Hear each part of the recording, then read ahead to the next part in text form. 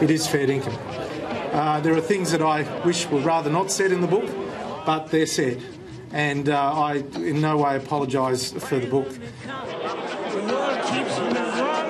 As Joe Hockey says in the book, that 2 days after you told Laurie Oakes that you were going to run for leadership, you promised Joe Hockey privately that you wouldn't. Both of you then, of course, went on to lose to Tony Abbott. Did you go back on your word? No, hang on.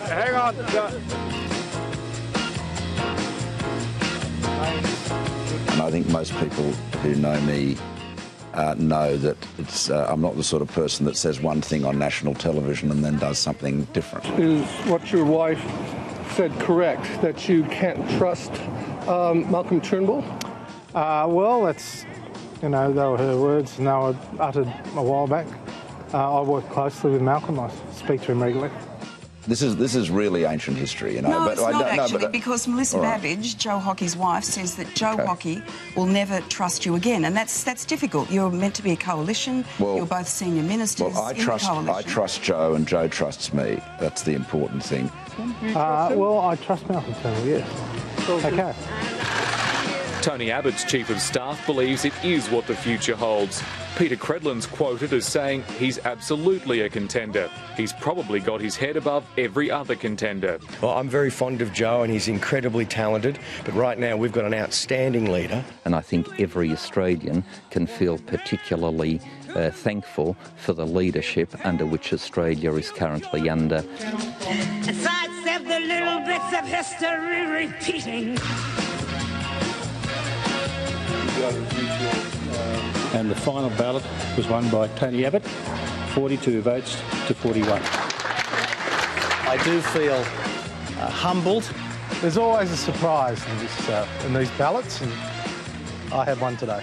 Prime Minister Abbott is showing the world how to show strength and compassion, dignity and purpose. I hope we can continue to see Prime Minister Abbott doing that for many, many years to come, and Joe and I and all of our team are thrilled to be a part of this coalition government. I mean, Tony Abbott is, can I tell you, he is an outstanding individual. And I think what's disappointed some critics about the book is that it reveals the fact that we actually are close. We might have our differences from time to time, but we are very close. We now know that, of course, the Treasurer wanted to go further. Maybe he wanted a higher GP tax. Maybe he wanted deeper cuts to hospitals.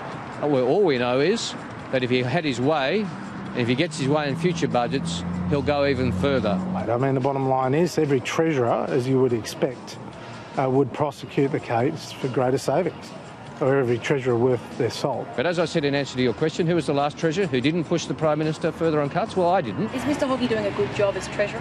I think he's doing an excellent job. Do you still see yourself as future Prime Minister? Oh, well, geez, I mean, everyone seemed to have recollections of me when I was 8 years of age that I don't have, so, we'll wait. We'll leave that to destiny, whatever it may be. Not putting pen to paper then, Deputy Prime Minister? I'm not proposing to write a biography.